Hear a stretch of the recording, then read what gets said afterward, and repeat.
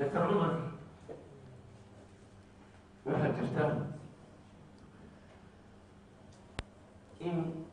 muddadan ay doorashooyinku jireen madaxweyne Siciid Cabdullaahi Deni madaxweynaha Puntland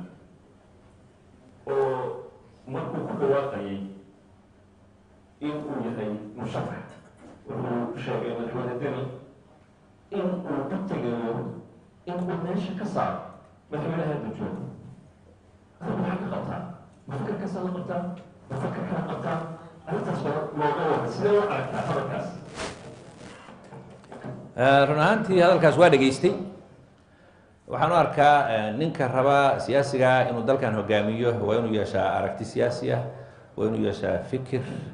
iyo aragti uu leeyahay dhibaatooyinkan dalkan haysta iyo caqabadaha taagan baan ku xalinayaa laakiin uma arko inay tahay in la isku soo sharaxo hebel baan meesha ka saaraya inay tahay aragti sax uma waayo hebel haddaa meesha ka saarto ee aadan lahayn aragtidii iyo fikirkii iyo qorshihii dhabta ahaa ee dhibaatooyinka dalkan haysta wax looga bedeli laha waxba somaada kordhin muddo dheer baa waxaan kusoo jirnay hebel in lagu bedelo hebel hana dhaafo hebel kalaa ka liitaa imaanaya hebel hana dhaafo hebel kaloo ka liitaa imaanaya laakiin cabdullaahi maxaa la yidhaha maxamed cabdullaahi farmaajo oo hadda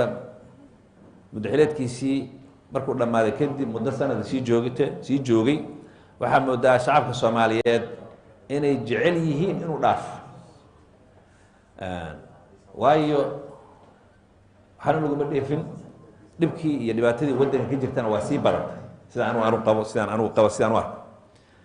marka dad badan waxaa laga yaabaa duruufta jirta awgeed inay arrintaas ajandaha ku darsadaan oo yidhahdaan maxamed Cabdullaahi Farmaajo hana dhaafo wax kasta oo la samayn karo inuu dhaafo hala sameeyo laakiin waxaan qabaa in ninka hogaamiyaha raba waddanka inuu hogaamiyo oo fikir siyaasi ah aragti siyaasi ah iyo caqabadaha waddanka ka jira sidoo xalin lahaa oo bulshada Soomaaliyeed la wadaago inay kow tahay